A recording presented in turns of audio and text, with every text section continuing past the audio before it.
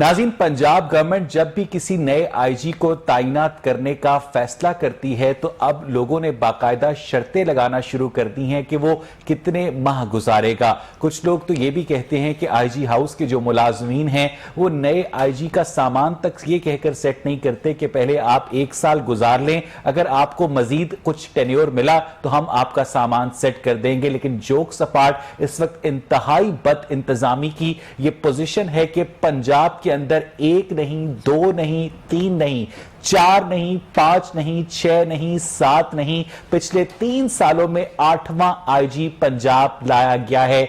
इनाम गनी की जगह राव सरदार को तैनात किया गया है और 5वां चीफ सेक्रेटरी भी लाया गया है कामरान अली फजल की सूरत में। अब सवाल यह पैदा होता है कि इस वक्त अगर पंजाब गवर्नमेंट खुद डिलीवर नहीं कर रही, अगर आप एक पुलिस ऑफिसर के ऊपर से पॉलिटिकल प्रेशर को रिमूव नहीं करते, तो आप कैसे एक्सपेक्ट कर सकते हैं कि वो आपको शहर के अंदर या सूबे के अंदर क्राइम की सूरत हाल को कंट्रोल करके देगा। एक पुलिस ऑफिसर को बनाने में हमारे सिस्टम के 30 से 35 साल सर्फ होते हैं। अगर एक शख्स सीएसएस करके 25 साल की उम्र में एएसपी बनता है तो उसको 30 से 35 साल लगते हैं वो सारा एक्सपीरियंस गेन करने में कि आप आईजी की जिम्मेदारियां संभाल सकें। उस सारे 30 से 35 साल के एक्सपीरियंस को औसतन 9 माह के अंदर अगर गवर्नमेंट की उफ्तादे तबाह की वजह से सेट असाइड कर दिया जाए, क्योंकि नया आईजी अब जो है अपने सीनियर्स को किस तरह से सबऑर्डिनेट करेगा, ये एक बहुत बड़ा डिसिप्लिनरी इशू होता है, क्योंकि सीनियर्स नहीं बर्दाश्त करते कि वो अपने जूनियर के नीचे सर्व करें। वो रिटायरमेंट ले लेते हैं, वो ट्रांसफर ले लेते हैं, जिससे सूबे से ब्रेन ड्रेन भी होता है। इस सारी सूरत हाल की वजह क्या है और क्या इन तब्दीलियों से वाकई क्राइम रेट में कमी आती है या सिर्फ और सिर्फ उफ्तादे तबाह है पंजाब गवर्नमेंट की? इस पर हम बात करेंगे। मेरे साथ स्टूडियोज में आज मौजूद है मोहतरम अवैस भट्टी साहब, रहनुमाए पाकिस्तान तहरीक इंसाफ के। अवैस, ये बताइएगा कि जब लोगों को पता हो कि आपने एक आईजी पर, एक सीसीपीओ पर टिकना ही नहीं है, तो लोग किस तरह से चेन ऑफ कमांड को फॉलो करेंगे? ये तो एक बहुत बड़ा डिसिप्लिन का क्राइसिस है जिसको आप लोग दावत दे रहे हैं। वजह क्या होती है? बिस्मिल्लाहिर्रहमानिर्रहीम। अवैस भाई, आपने ये जो बात की कि हम लोगों ने 7-8 आईजी चेंज किए, चीफ सेक्रेटरी चेंज किया। देखिए, एक साइड पे हम लोग बात करते हैं कि हम लोगों ने यहाँ पे ट्रांसपेरेंसी लेके आनी है, हम लोगों ने यहाँ पे जो करप्शन फ्री करनी है चीज़ों को, ये चीज़ें भी उनके साथ बिल्कुल एक साइड पे हम लोग लाइन अप करते हैं चीज़ें। देखिए, जब आप बात करते हैं कि आपने आईजी चेंज किए, चीफ सेक्रेटरी चेंज किए, ये इसलिए किया अगर कोई बंदा डिलीवर नहीं कर सका। खान साहब का ये बिल्कुल ये नहीं है कि वो आए रोज किसी चीफ सेक्रेटरी को चेंज कर दे। आला भी चेंज करके देखिए, वजीर आला साहब बहुत अच्छा परफॉर्म कर रहे हैं। 1200 रुपए आटा पहुंच रहा है। आपने देखे 3 इयर्स खान साहब ने हमारी जो परफॉर्मेंस थी वो आपको बताई, जो हमारी गवर्नमेंट की परफॉर्मेंस थी वो बताई। देखिए, महंगाई जरूर है, मैं इस चीज से बिल्कुल ये आप वापस ऑफिसर्स के ऊपर आएंगे। मैं ऑफिसर्स के ऊपर आऊंगा। 9 महीने से ज्यादा एक आईजी को टिकने नहीं देते तो किस तरह से आप को कंट्रोल करेंगे? मैं ये पिछली गवर्नमेंट्स का नहीं कहूंगा, पहली गवर्नमेंट्स में भी ऐसा होता था या नहीं होता था। ये हर गवर्नमेंट में ऐसा होता रहा कि कभी अगर लॉ एंड ऑर्डर का प्रॉब्लम आता है या कोई चीज डिलीवर नहीं हो पा रही, जो गवर्नमेंट की विशेष होती हैं उसके मुताबिक गवर्नमेंट तो चाहती है कि यहां पे जो महंगाई कंट्रोल हो, गवर्नमेंट चाहती है यहां पे डिसिप्लिन हो, गवर्नमेंट चाहती है यहां पे लॉ एंड ऑर्डर जो है वो कायम हो, अमन अमान कायम हो। लोगों को जो उनकी फैसिलिटीज जब नहीं मिल रही होती उनके डोर स्टेप के ऊपर, तो फिर गवर्नमेंट ऐसे इनाम गनी साहब का क्या मसला है? इनाम गनी साहब का देखिए, यहां पे कुछ इश्यूज ये भी हैं कि लॉ एंड ऑर्डर की पोजीशन भी थी। अगर आप यहाँ बड़ी इनकम्पिटेंसी की बात नहीं कर रहा। अच्छा, इट मींस आज तक जितने आईजीज आप जो कह रहे हैं, अगर मैं आपकी वर्ड्स पे जो आप मेरे मुंह में डालना चाह रहे हैं वर्ड्स ऐसे कि आप ये कहें कि ये इनकम्पिटेंट, बिल्कुल इनकम्पिटेंट नहीं थे। वो एक सीएसपी ऑफिसर तो जब बनता है बड़ी मेहनत, फिर क्यों हटाया उन्हें? देखिए, मैं आपसे वही बात कर रहा हूं कि इनकी जो ड्यूटी थी लॉ एंड ऑर्डर की थी, लॉ एंड ऑर्डर की थी। अगर कहीं पे लैक हुआ है तो इसमें ये नहीं कि वो सिर्फ और सिर्फ इनकम्पिटेंसी है। इनकम्पिटेंसी ये नहीं है। लॉ एंड ऑर्डर से लॉ एंड ऑर्डर का मसला काबू में नहीं आ रहा है, एक बंदा कॉम्पिटेंट ऑफिसर तो उसको काबू पा लेगा। अगर वो इनकम्पिटेंट नहीं थे तो आपने कॉम्पिटेंट ऑफिसर को हटा दिया। देखिए, ऐसे कई इंसिडेंट्स हो जाते, लाइक मैं अगर कहूं कि मीनारे पाकिस्तान का वाकया हुआ, उसमें पुलिस की नेग्लिजेंस जरूर है, लेकिन उसमें डायरेक्ट मुझे यह बता दीजिए कि क्या इनाम गनी ने वो वाकया करवाया? अगर इन चीज क्या एसपी सिटी ने वाकया करवाया था? देखिए बिल्कुल एसपी सिटी की वो जिम्मेदारी वासा की तो नहीं। देखिए एसपी सिटी को वहां से ट्रांसफर किया गया, ओएसडी किया गया, एसएचओ को किया गया, डीएसपी को किया गया, जो भी हमारे वहां पे इंतजामिया थी उनको किया गया है, उनको कैफरे किरदार तक पहुंचाया जाएगा। अगर पीएचए की गलती थी सारी रिपोर्ट। एक मिनट मुझे दीजिएगा, डॉक्टर फरजाना अरशद ने इस वक्त हमारे साथ टेलीफोन लाइन पर हमें ज्वाइन किया है। डॉक्टर फरजाना, आपको मेरी आवाज आ रही है? जी बिल्कुल वैसा। डॉक्टर फरजाना, ये जो पंजाब गवर्नमेंट की जानिब से आए दिन आईजी तब्दील कर दिए जाते हैं, औसतन एक आईजी 9 माह निकाल पाता है, एक सीनियर पुलिस ऑफिसर को इस तरह से सेट असाइड कर देना, और आप क्या समझती हैं कि इस तरह से तो पूरी जो चेन ऑफ कमांड है पुलिस फोर्स की, उसके अंदर बददिली फैल जाएगी कि जनाब ये आईजी जो आज इतना उछल रहा है, इसके चंद ही महीने हैं, उसके बाद इसको भी चलता कर दिया जाएगा। क्या कहेंगी आप? बिल्कुल। एक तो देखें अवैस, मैं ये कहूंगी कि एक तो इससे गवर्नमेंट के हालात का पता चलता है, दूसरी बात बड़ी इंपॉर्टेंट जो आपने कही है कि ब्यूरोक्रेसी के अंदर आप क्या मैसेज दे रहे हैं। एक तो ब्यूरोक्रेसी के अंदर मौजूदा हुकूमत ने आते ही 3-4 जो बड़ी नेगेटिव डेवलपमेंट्स की अपनी तरफ से उन्होंने, वो ये थी कि एक तो नैब के हवाले कर दिया पिछले हुकूमत के साथ जो लगे हुए ब्यूरोक्रेट्स थे, और दूसरा ये कि मौजूदा सेटअप के अंदर अगर आप देखें तो जिस तरीके से आईजीज को चेंज किया गया है पिछले 3 सालों के दौरान में, आप सोचिए जरा, खान साहब अपनी तकारीर में क्या कहते थे?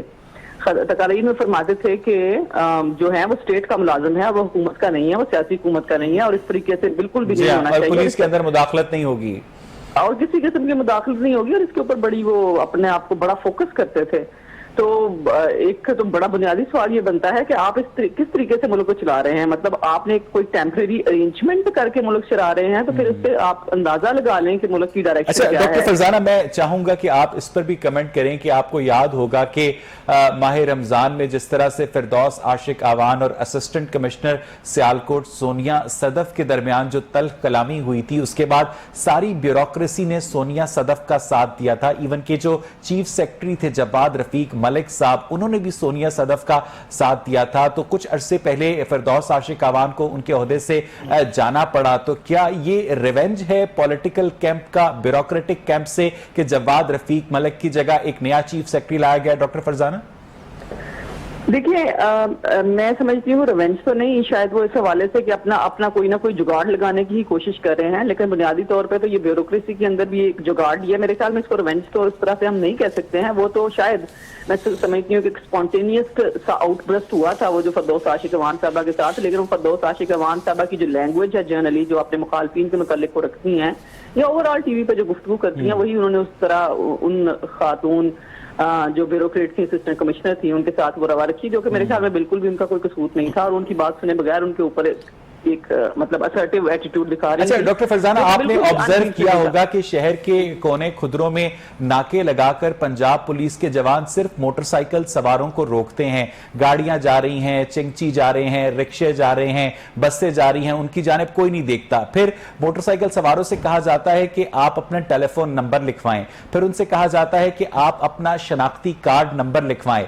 तो इस तरह शहर के अंदर क्राइम की रेशो में कोई कमी आनी चाहिए थी। हालांकि हमने देखा है कि आदादो शुमार ये बता रहे हैं कि क्राइम की रेशियो में इजाफा हुआ है। अभी परसों मियो हॉस्पिटल के आगे एक शख्स से उसका मोबाइल फोन और नकदी छीनी गई है। डॉक्टर फरजाना, बिल्कुल अवैस, बल्कि I would like to add, ये इन्होंने जो आते ही इस गवर्नमेंट में एक ये आपने नोट किया होगा, सिग्नल्स के ऊपर इन्होंने जो मतलब डिजिटल कैमरे के जरिए से चलान करने शुरू किए। मैं आपको बताती हूँ कि मेरी कार के पिछले 1 साल के अंदर 8 चलान आए हुए हैं। वो भी खैर 8 ही अनपेड हैं जो कि मुझे पे करने हैं सर्टनली, क्योंकि आज मुझे पता चला है कि वो चूंकि मेरे हस्बैंड के नाम पे है गाड़ी, तो वो उन्होंने आज मुझे तफसीलात उसकी बताई है कि आप पे कर दें। मैं आपसे अर्ज करती हूँ कि मैं I have been driving like the last 20 years, और मुझे बिल्कुल जाहिर है वो असूलों का ड्राइविंग की सेंस का पूरा अच्छी तरह पता है। इसके बावजूद मैं शेयर ये बात करना चाहती हूँ कि ये इतना इस सिस्टम के अंदर इतना नुक्स है कि किसी की इसकी तरफ तवज्जो ही नहीं है कि आप ग्रीन लाइट से आगे जा रहे हैं और आगे जाते हुए नेक और डॉक्टर फरजाना, मैं आपकी बात में ऐड करना चाहूंगा कि जब प्रोटोकॉल की गाड़ियां 150 की रफ्तार पे मूव कर रही होती हैं तो सेफ सिटी के कैमरे जो हैं वो चालान करने से कासिर होते हैं उनका। देख लें, ये वही बातें हैं कहने और करने में। जितना ये प्रोटोकॉल के खिलाफ बातें करते थे, जितना अशराफिया के लिए कानून अलग है, उनके लिए कोई स्पीड लिमिट भी नहीं है, आपके लिए कानून अलग है, आपके लिए स्पीड लिमिट है, और एक बाकायदा एक रेवेन्यू टारगेट फिक्स किया होता है। जैसे गवर्नमेंट ना हो गई कोई डिपार्टमेंटल स्टोर हो गया कि शाम तक आपने इतनी बिक्री करनी है, आपको हर दूसरे सिग्नल के ऊपर ट्रैफिक पुलिस वाले नजर आते होंगे, शहरियों का चालान काट रहे, और हमेशा गरीब लोगों का चालान काट रहे होते हैं। मैंने कभी किसी 80-90 लाख की गाड़ी को चालान कटवाते नहीं देखा। डॉक्टर फरजाना, मैं अर्ज करती हूँ कि ये देखें, जो आपने बात की है, ये गरीब लोगों का, ऑलरेडी गरीब लोगों के मुंह से तो नवाला छीना गया है पिछले 3 साल के दौरान। आपने किस किस्म की इनकम इंक्रीज की है? हर किस्म की चीज जो है वो नीचे की तरफ गई है, लोगों का म्यार जिंदगी नीचे की तरफ गया है। एक बंदा जो है बेचारा, अगर वो कहीं दिहाड़ीदार है और वो मोटरसाइकिल पे शाम को घर जा रहा है, उसकी मंथली इनकम अगर सिर्फ 15,000 रुपया है, और उसने सख्त गर्मी में हेलमेट नहीं पहना हुआ है, तो फिर उसका चालान होगा। उसको रोकते हैं, बजाय ये कि आप उसको थोड़ी बहुत अवेयरनेस देने की कोशिश करें, या कोई सॉफ्ट और पोलाइट तरीकेकार रखें, या कम से कम चालान की मादी 50 रुपए कर दें। मतलब ये चीजें, और ऊपर से फिर गलती ना हो। देखिए, मैं अपने चालान की बात जो मैंने की है, देखिए मैं एक दफा भी गलत नहीं थी।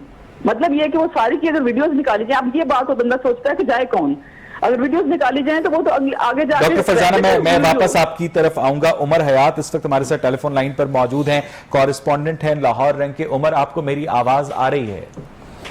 उमर, बताइएगा कि अंदर की क्या इत्तलात हैं कि जवाद रफीक मलिक का और इनाम गनी का आखिर क्या कसूर था कि उन्हें अपने ओहदों से जाना पड़ा?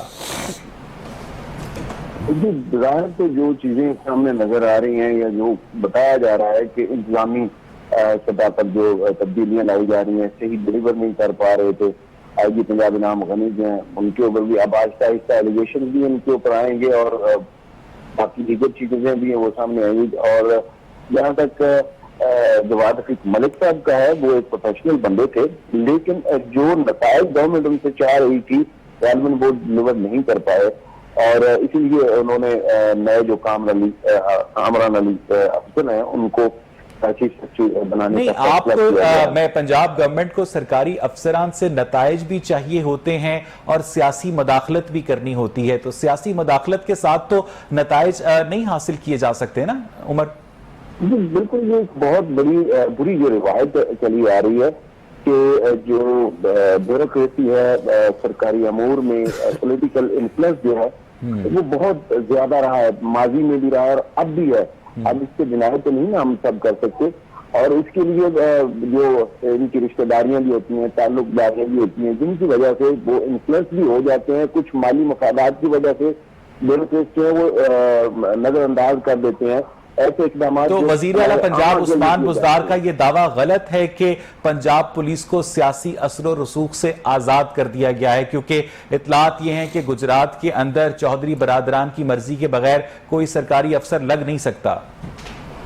जी, मैं थोड़ा सा आपको 2 साल 3 पीछे ले जाऊंगा, जब इमरान खान ने, वजीर आज़म ने पंजाब पुलिस में इस्लाहात के लिए कमेटी बनाई, नासिर दुरानी साहब को लाया गया था। जी बिल्कुल, उनको लाया गया था, और बहुत बड़े वो डेड ऑनेस्ट बंदे थे और बड़े प्रोफेशनल बंदे थे, जिन्होंने के पुलिस को एक बहुत प्रोफेशनल बना दिया और एक बहुत अच्छी सलाह की थी। अच्छा, उसको जब उनको कमेटी की सरबराही दी गई तो वो बेचारे 2-3 माह के अंदर ही इतने पैडअप हुए, उन्हें रिजाइन करना पड़ गया।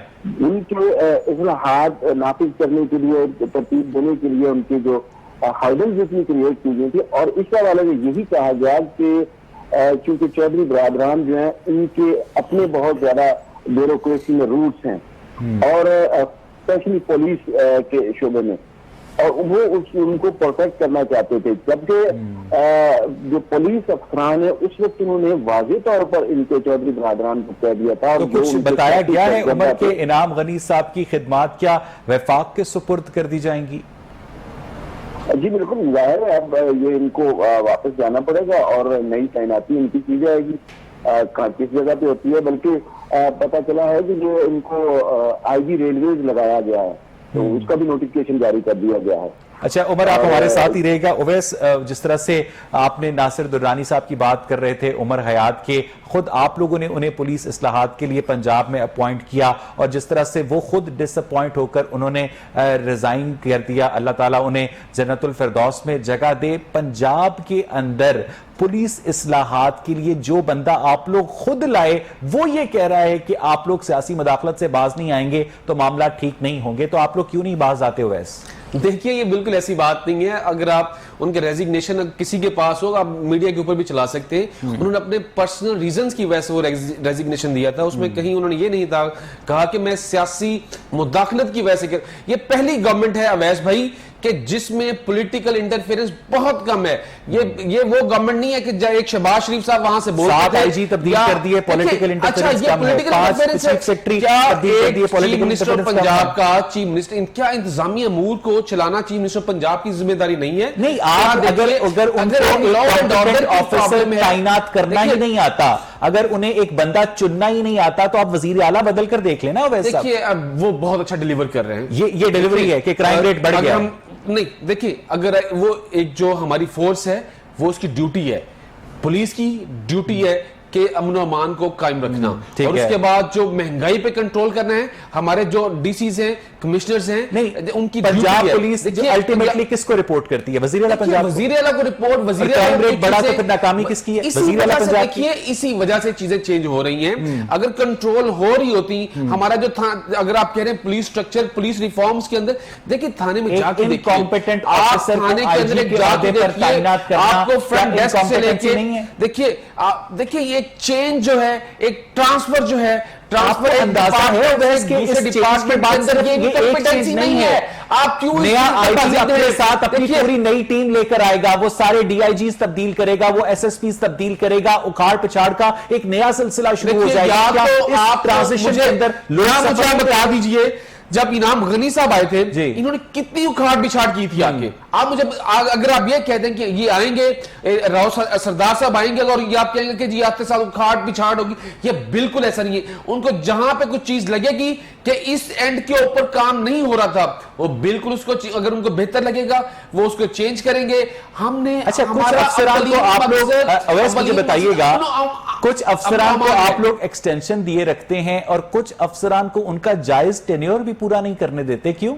देखिए, एक तो जो एक्सटेंशन की आप बात कर रहे हैं, बिल्कुल होगा, कोई ना कोई अफसर मौजूद होगा। मैं इस चीज से ये नहीं हूं कि मैं डिसएग्री करता हूं आपसे कि कोई अफसर मौजूद नहीं, अफसर बिल्कुल मौजूद हैं। जो परफॉर्म करेगा, परफॉर्म करने वाला बंदा बिल्कुल उस सीट पर रहना चाहिए। ठीक है। अच्छा, मुझे सबने परफॉर्म नहीं किया, मुझे एक ब्रेक लेनी है, लेकिन ब्रेक पर जाने से पहले उमर हयात, वेरी क्विकली, आपको मेरी आवाज आ रही है? उमर, ये जो आवाज लगती है कि फला एसएचओ की तैनाती के लिए इतने करोड़ रुपए का रेट चल रहा है, इस तरह की बातों में कोई सदाकत होती है? ये बड़ी बदकिस्मती है ये, क्योंकि ये पहले जो कब्जा माफिया और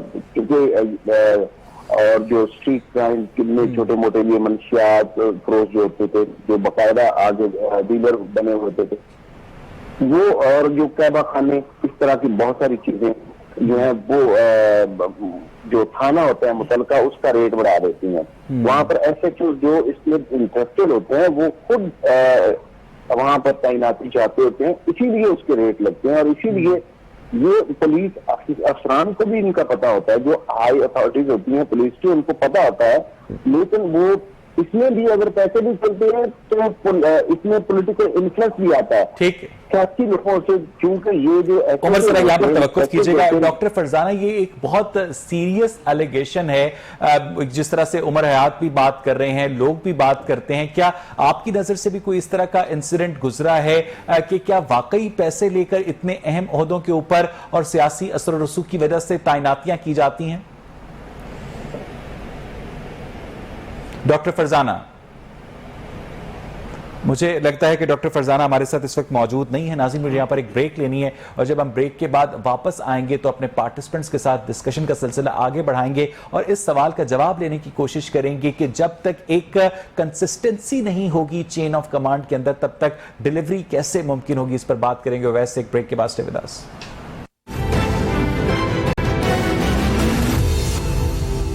वेलकम एक नाज़रीन। ब्रेक से पहले हम बात कर रहे थे कि पंजाब गवर्नमेंट अपने अफसरान को एक सिक्योरिटी ऑफ टेन्योर क्यों नहीं देती है। इस वक्त मेरे साथ टेलीफोन लाइन पर मोहतरमा राहिला खादिम हुसैन मौजूद हैं, PMLN को रिप्रेजेंट करती हैं। राहिला, आप क्या समझती हैं कि क्या ये पॉलिटिकल गवर्नमेंट की कमजोरी है कि इतने सीनियर अफसरान को इस तरह से टिश्यू पेपर की तरह इस्तेमाल करके साइड पर कर देना, 7 IG तब्दील करना, 5 चीफ सेक्रेटरी तब्दील करना, ये हो क्या रहा है पंजाब में राहिला?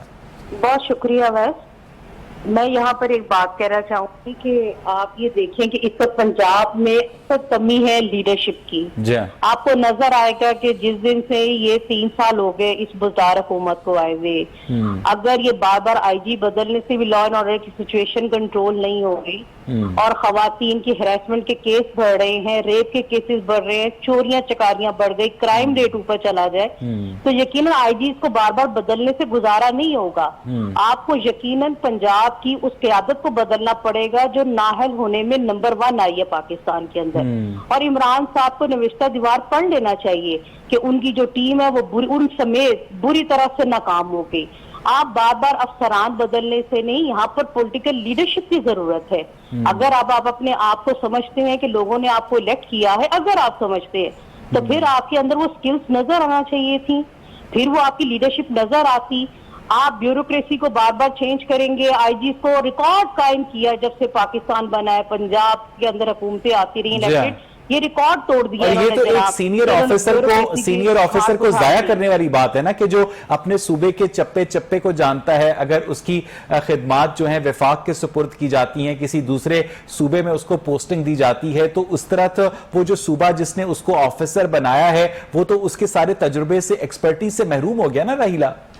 देखिए, इवन आप उनकी एहतियात को खराब कर रहे हैं। आप अपनी नालायकी और जो कम मौकली को छुपाने के लिए इन अफसरान को जो है वो भेंट चढ़ा रहे हैं, कुर्बानी का बकरा बना रहे हैं। आपके अपने अंदर कोई ऐसी काबिलियत नजर नहीं आई, आपने कोई ऐसा कारनामा खुद से सर अंजाम दिया। मुझे बताइए कि आज पंजाब लावारिस नहीं है क्या? उसका आपने क्राइम रेट कंट्रोल कर लिया क्या? इन अफसरान के ऊपर कोई आपका चेक एंड बैलेंस था जो आपका खुद होना चाहिए था? यहाँ अफसरान को पता होता कि मेरे ऊपर जो इलेक्टेड बंदा बैठा हुआ है जनाब वो कोई लीडरशिप है, किसी पार्टी को रिप्रेजेंट करता है। ऐसा तो कोई सिनेरियो पाकिस्तान के अंदर है ही नहीं।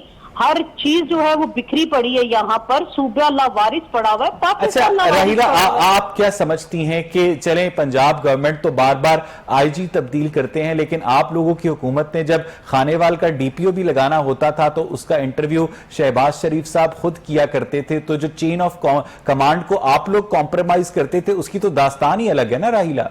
आप बिल्कुल ठीक किया, आप कंपैरिजन कर लें। आप उस वक्त के लॉ एंड ऑर्डर की जो सिचुएशन थी और आज की जो थी, आज आप खुद पूरा पाकिस्तान तौबा तौबा कानों को हाथ लगा रहा है कि जनाब ये क्या हालात बन गए। अगर आप ये बात करेंगे तो यकीनी वो लीडरशिप मौजूद थी, उसने खुद ये फैसले करने थे कि वहां पर कौन होना चाहिए और उससे क्या मुझे रिजल्ट चाहिए, तो आपको रिजल्ट नजर आए। आप ये इसके अंदर कंपैरिजन करेंगे तो आप फेलियर नजर आ रहा है। के साथ चले राहिला, आपको ओवैस जवाब देना चाह रहे हैं। जी ओवैस, देखिए रिजल्ट्स की बात कर रही है, रिजल्ट्स आपके भी सामने है। क्या उस टाइम करप्शन नहीं थी? क्या उस टाइम ये जो आप बात कर रहे हैं कि करोड़ों रुपए लेके SHO नहीं थे लगते, ये किस दौर की कहानियां हैं, किस दौर की बातें कर रहे हैं आप? ये जो बातें कर रहे हैं कि ये तो मुझे ऐसे लग रहा है इंटरनेशनल की रिपोर्ट है कि मियां नवाज शरीफ के दौर में पाकिस्तान करप्शन इंडेक्स में 170वें नंबर पर था और आपके दौर में मजीद 7 दर्जे नीचे गिर गया और अब 124वें नंबर पर है। तो ट्रांसपेरेंसी इंटरनेशनल कहती है कि आपके दौरे हुकूमत में करप्शन में इजाफा हुआ। अगर उस टाइम ये लोग ट्रांसपेरेंसी इंटरनेशनल की रिपोर्ट को मानते थे तो बिल्कुल आज जरूर मान लीजिए आप। देखिए अगर उस वक्त ऐसी कोई नहीं थी बात कि उस रिपोर्ट को कोई नहीं था मानता, अगर आज आप नहीं मानते बिल्कुल ऐसी बात नहीं है। पाकिस्तान में पहली दफा हुआ इस पर पैसे लेकर अफसरान का तकर्रुर नहीं हो रहा। देखिए मैं ये नहीं कहता बिल्कुल नहीं हो रहा, अच्छा रेशो कम है सर। अगर आप देखें प्राइम मिनिस्टर, अगर आपको कहीं लगता है कि करप्शन हो रही है, उसके लिए प्राइम मिनिस्टर पोर्टल मौजूद है, कंप्लेंट सेल हमारा CM कंप्लेंट सेल मौजूद है, एंटी करप्शन इफेक्टिव हुआ है। क्या आप मुझे बताइए नैब की हिस्ट्री में इतना कभी कलेक्शन नहीं हुई कि जो पैसा लोगों से रिकवर की, जो लोगों ने फ्रॉड किया होता लोगों के साथ, वो रिकवर करके लोगों को वापस किया गया। वालों को पैसे दिए। देखिए ईडन वालों को आपको भी पता क्या हुआ सबके सामने। देखिए कोर्ट्स के, जब कोर्ट्स में केसेस होंगे, आप जब कोर्ट के अंदर केसेस होंगे, क्या पैसे नहीं मिले ना, उसके अंदर कॉग्निजेंस ले सकती है? पैसे नहीं मिले ना उन्हें। देखिए कोर्ट से रिस्ट्रेन की हुई है, अगर कोर्ट से रिस्ट्रेनिंग ऑर्डर्स ना देती तो बिल्कुल ईडन वालों के भी सुनी जाती। अगर कोर्ट से ऑर्डर सुप्रीम कोर्ट या हाई कोर्ट से रोके हुए तो उसमें आप ये नहीं कहे कि आपको नैब ने रोका हुआ है या एंटी करप्शन यूनिट ने रोका हुआ है। जब कोर्ट से रिस्ट्रेनिंग ऑर्डर देंगी, हर स्टेट बाइंडिंग है उन चीजों को रोकने के लिए। कुछ लोग ये कहते हैं ओवैस कि इस वक्त पंजाब के जो पॉलिटिकल स्ट्रक्चर है उसमें 3 स्फीयर्स ऑफ इन्फ्लुएंस हैं। एक गवर्नर पंजाब चौधरी सरवर साहब का, एक वजीर आला पंजाब उस्मान बुज़दार साहब का और एक स्पीकर पंजाब असेंबली चौधरी परवेज इलाही का। और तीनों जो ब्यूरोक्रेसी के इन सफियर्स हैं वो इनके साथ अपने अपने लेवल पर कनेक्टेड हैं और इसी वजह से ब्यूरोक्रेसी में इतनी उखाड़ पिछाड़ होती है कि जब एक सफियर को शक होता है कि ये दूसरे सफियर का हमदर्द है तो उसे तब्दील कर दिया जाता है। ये हो क्या रहा है वैसे? देखिए सारे एक पेज के ऊपर काम कर रहे हैं, ये नहीं कि कोई एक परवेज इलाही साहब ट्रांसफर के पेज के ऊपर नहीं, ऐसा बिल्कुल नहीं है। वैसा भी जो आप ट्रांसफर के पेज कह रहे हैं बिल्कुल ऐसा नहीं है। देखिए जो गवर्नर पंजाब की आप बात करें, गवर्नर पंजाब फेडरेशन का हिस्सा है, वो किसी ट्रांसफर के अंदर शामिल नहीं होते, वो किसी पोस्टिंग के अंदर शामिल नहीं होते, उनके एक अपना सफेयर है, उन्होंने जो उनकी एक लाइन है उसके अंदर वो काम कर रहे होते हैं। अगर आप स्पीकर की बात कर रहे हैं, स्पीकर बिल्कुल जो चीफ मिनिस्टर साहब हैं, अगर कोई उनको कहीं लगता है कि कोई प्रॉब्लम्स हैं, वो बिल्कुल स्पीकर से डिस्कस करते हैं, कंसल्ट करते हैं। कंसल्ट करना चीजें मना नहीं कहीं पे भी। किसी भी गवर्नमेंट के अंदर जब आप अलाइज के साथ बैठे हो, अलाइज को आपने कॉन्फिडेंस में लेना, ये ऐसी बिल्कुल बात नहीं है। इनाम गनी के तो जब क्यूली के दौर में इनके ये बड़ी अच्छी पोस्टिंग्स रही हैं, तो आज अगर आप ये कहें कि क्यूली की अगर मैं ये जो तासुर है कि ब्यूरोक्रेसी जो है वो पाकिस्तान तहरीक इंसाफ के विजन को आगे बढ़ने नहीं दे रही, क्या ये तासुर ठीक है? और ब्यूरोक्रेसी नैब से डरी हुई है, कोई इनिशिएटिव नहीं लेती, तरक्याती मंसूबों को लटकाया जाता है, एक एक फाइल को 100 दिन एक टेबल पर रखा जाता है।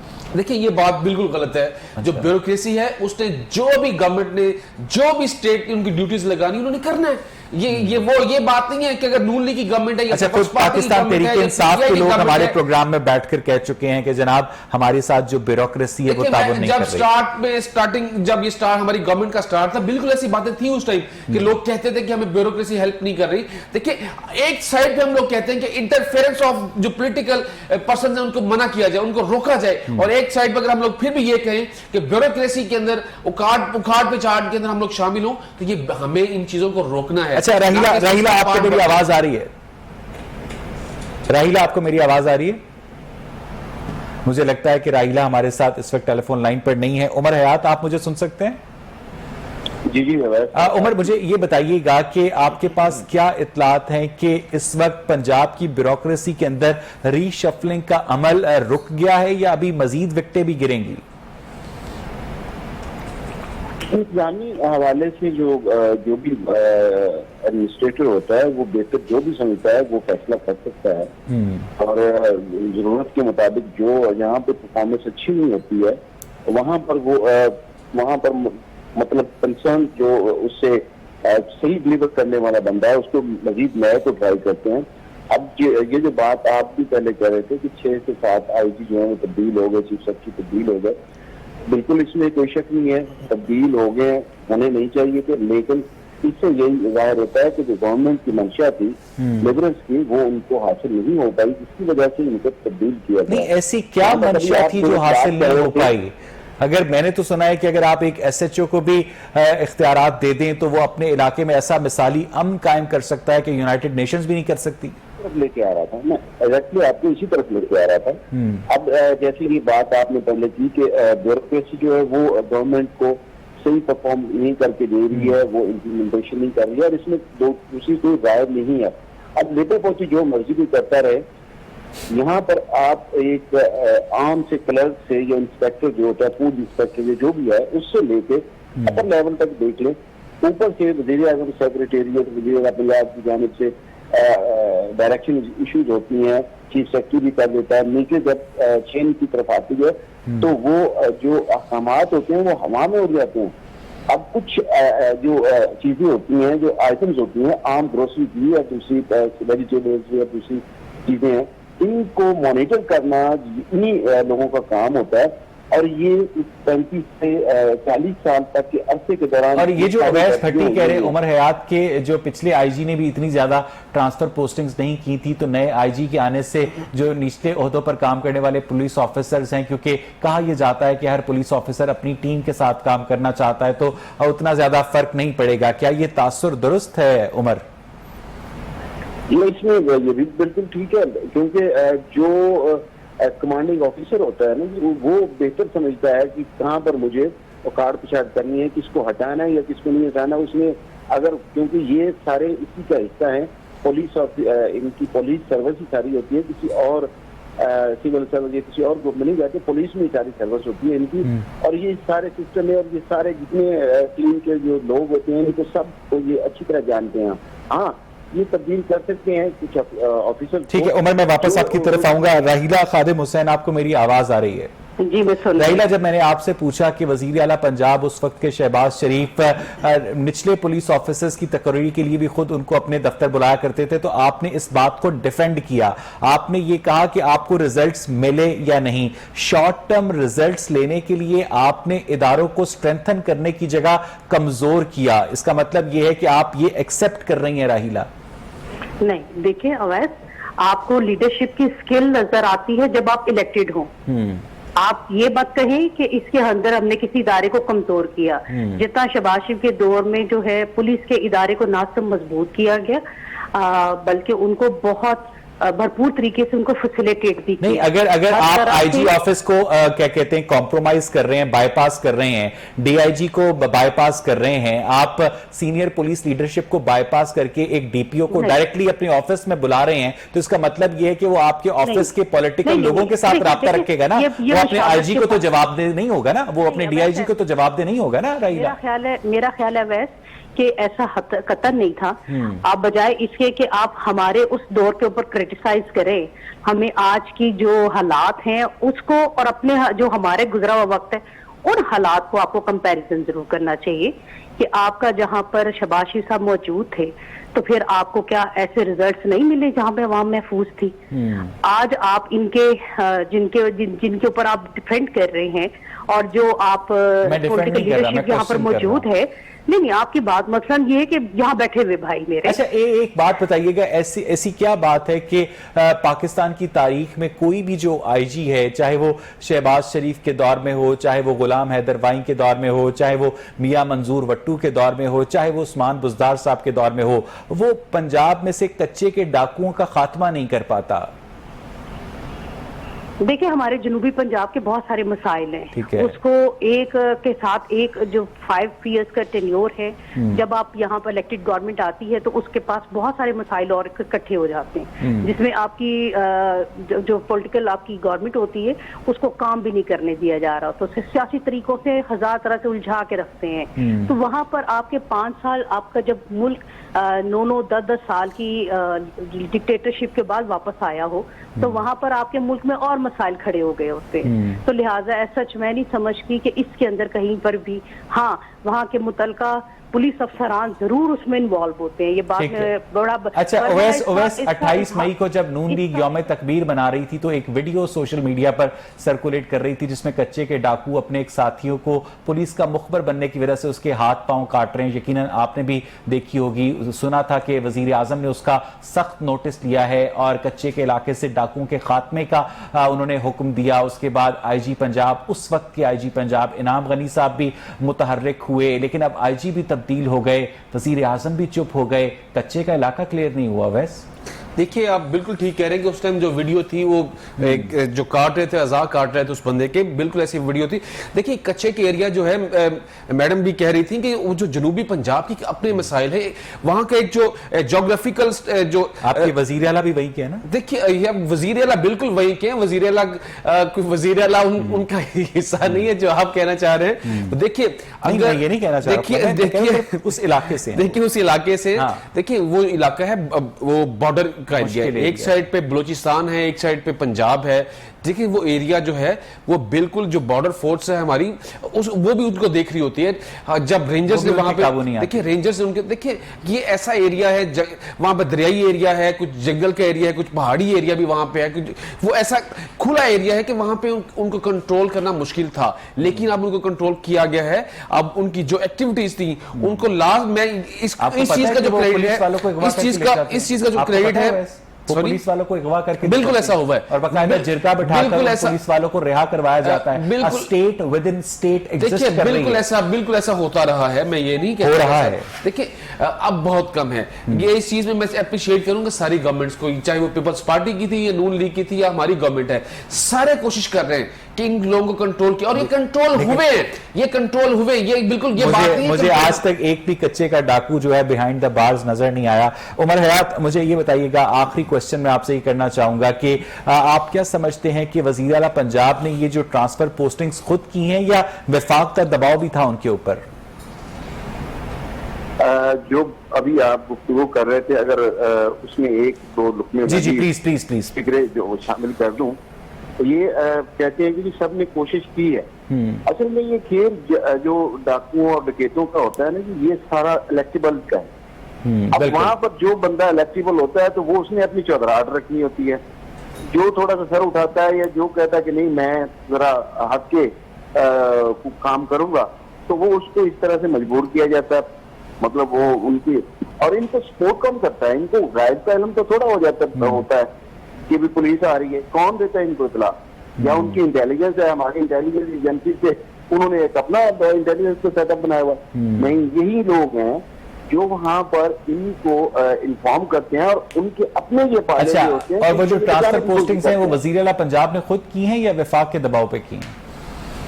जी बिल्कुल, इसमें वजीर आजम पाकिस्तान जो है उनको मतलूबा नताइज नहीं मिले, ये खुद नहीं हुई। वजीर आजम ने इनके इंटरव्यूज किए हैं और बाद में वजीर आजम ने किए जी ये इंटरव्यूज, मतलब ये कि जब उनकी तैनाती होगी थी उससे पहले वजीर आला से उनकी मुशावरत हुई। नहीं, मुझे दोबारा बताइएगा, राव सरदार का और कामरान अली अफजल का इंटरव्यू वजीर आजम पाकिस्तान इमरान खान ने किया है?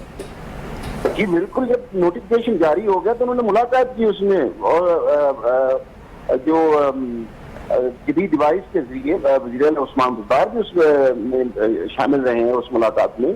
और ये तमाम मामलात जो हैं वो डायरेक्शन वगैरह जो भी उनको दी गई हैं वो सारी उनके साथ हुई है। बहुत बहुत शुक्रिया आपका उमर हयात। नाज़रीन, मुझे अब यहाँ पर ये सेगमेंट क्लोज करना है, लेकिन अफसोसनाक बात यह है कि जब वजीर आज़म पंजाब में आते हैं तो पंजाब काबीना के इजलास को चेयर भी करते हैं, पंजाब के इंतजामी मामलात में वजीर आला को बाईपास करके मुदाखलत भी करते हैं, जिसका सबूत अभी आपके सामने है जो कि उमर हयात ने रखा। मुझे यहाँ पर एक ब्रेक लेनी है, स्टे विद अस।